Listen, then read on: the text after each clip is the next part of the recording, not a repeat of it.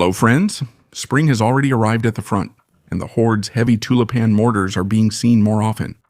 And even their crews leave them without camouflage. This is great news for the defenders' artillery, who, when they receive confirmation of their position coordinates, immediately send their greetings. In the form of a 155mm GPS-guided Excalibur round, which with a single hit manages to send the Hulk to the scrapyard.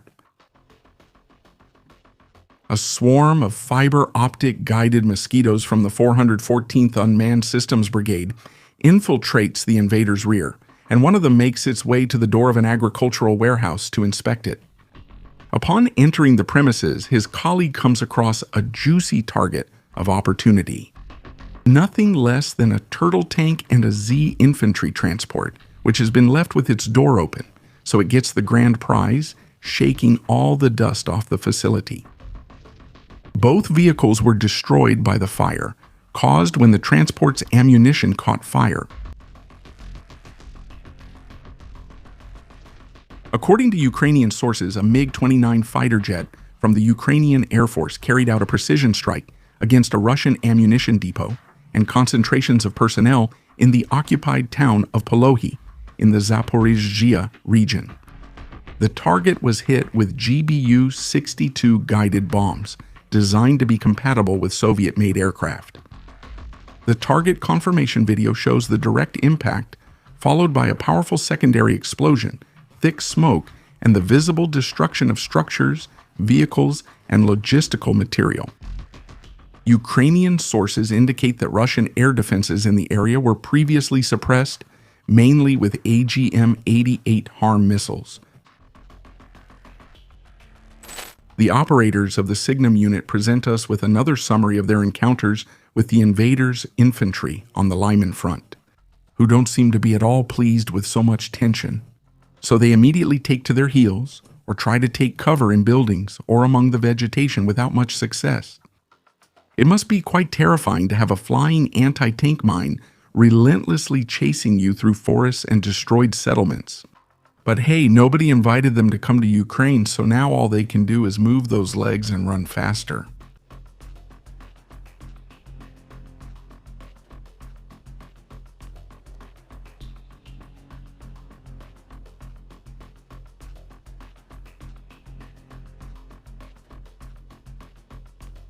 For that reason, going after the drone operators of the invaders is a priority.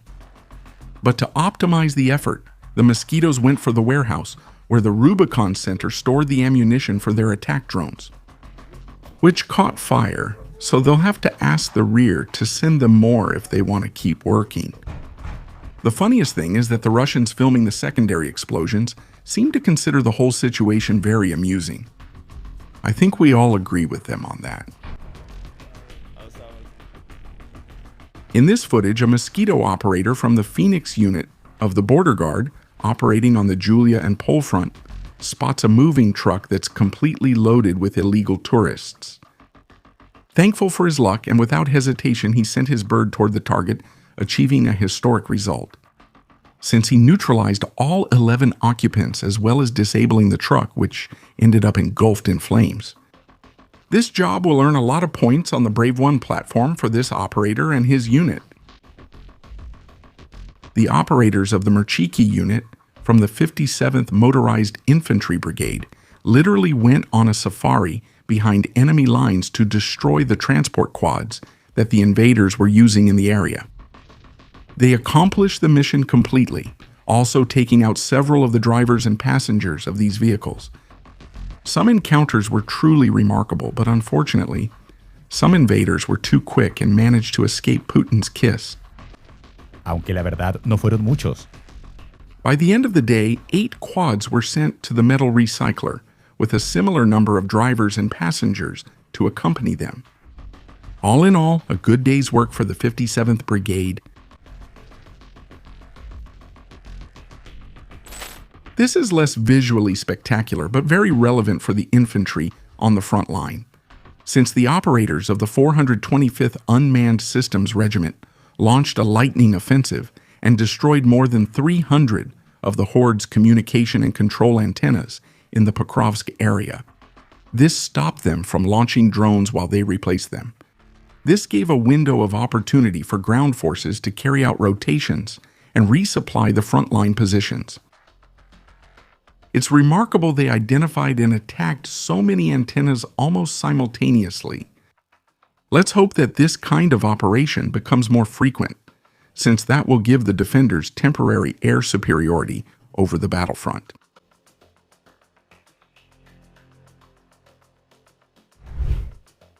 On the Black Sea front, the defenders carried out a new attack in Crimea, hitting 3 Russian vessels, including the Yamal landing ship of the Rapucha class and the Nikolai Filchenkov of the Alligator class, as well as the intelligence ship Ivan Kurtz. The Yamal has not left Sevastopol since it was hit by a Storm Shadow missile in 2024. It was also hit by a Mosquito FP2 on April 19. Therefore, this would be the second recent attack against this ship, so it is likely that it was about to return to service. The Nikolai Filchenkov, as far as is known, was fully operational. It was also attacked on April 19th.